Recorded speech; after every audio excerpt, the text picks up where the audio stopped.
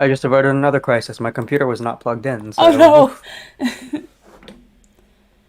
All right. Hey, you see one person in chat?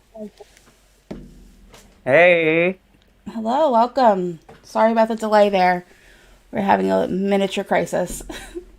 Uh-huh. But it looks like we're working through it pretty okay. We're just keeping an eye on it. Yeah. All right. So, All right.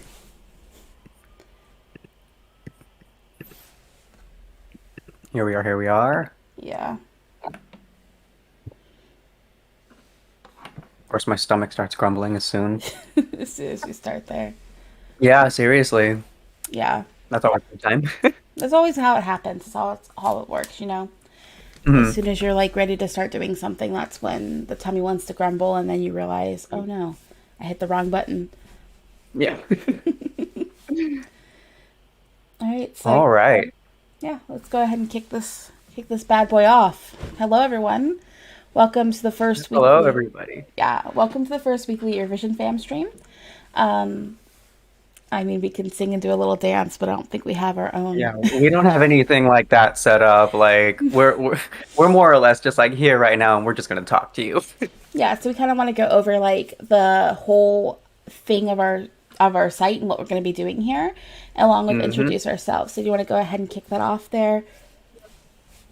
All right. So this is the first live stream of Eurovision Fam. And we are spearheaded by, if you know someone named Alicia Michelle on YouTube, she is the one who is guiding this big, wonderful new project.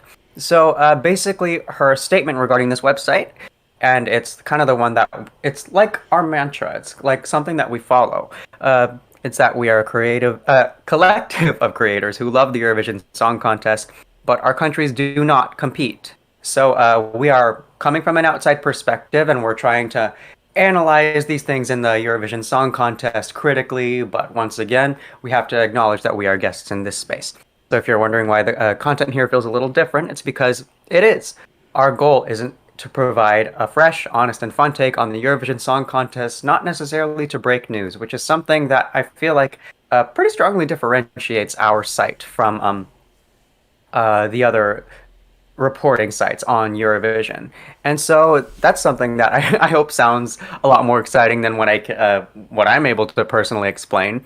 But yeah, so basically we're all from non-competitive countries like the US. There's a couple of us up in Canada and in Peru. A lot of us in the Western Hemisphere mostly. But none of our countries compete. So I hope that perspective on its own provides something relatively interesting for you. Let's see. I went over our mission statement. Uh, Okay, so everyone had kind of like small paragraphs that they wrote about themselves. I'll be honest, I haven't exactly like looked back into those paragraphs yet to see uh, what everyone said to describe themselves, but I promise I will give us a very nice introduction in like no time at all. Things we're most excited for in Torino.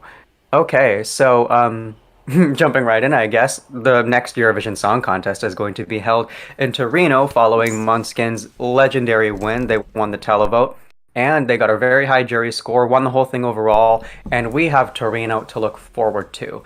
I think the thing I'm most excited for in Torino is kind of similar to what happened with.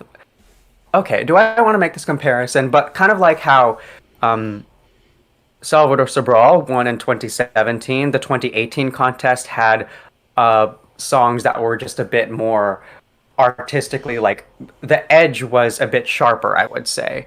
So going from 2017 into 2018, you kind of saw like people's artistic, you kind of saw There was like like an their, evolution for more sorry? like for more seriousness. I don't even think that's the right word to use, Yeah. but it was like No, yeah, like, artists who you would never think would do uh, Eurovision were like, oh, so I can use this as a platform for my thing that's not necessarily pop music, and it would still get an appreciation.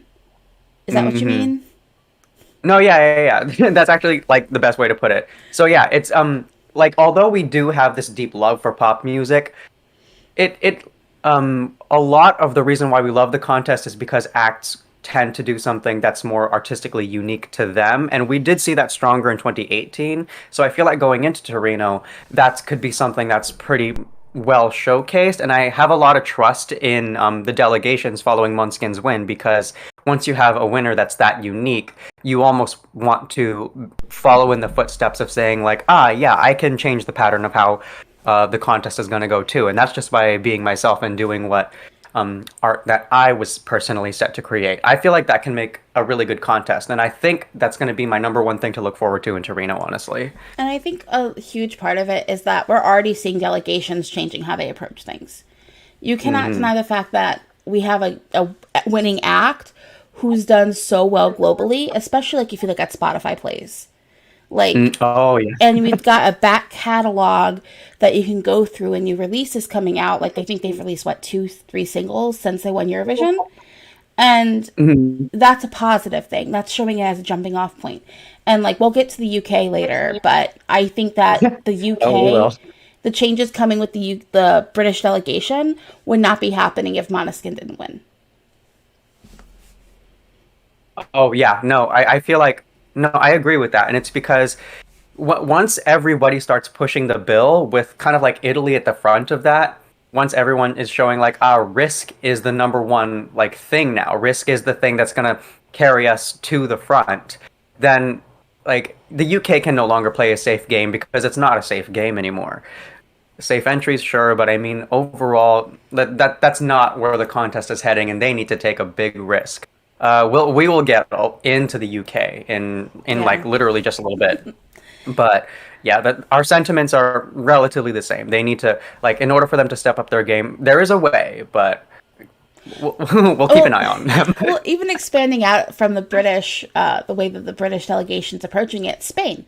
Like, their plan is to basically present us with a festival where the whole point is not just finding a Eurovision act. It's like Melody Festival in our San Remo, where it's you're in this festival, and the fact that you're getting to compete in this festival is respectable. I love that. Like, it's gonna open up for great possibilities. The thing is, you can't abandon these.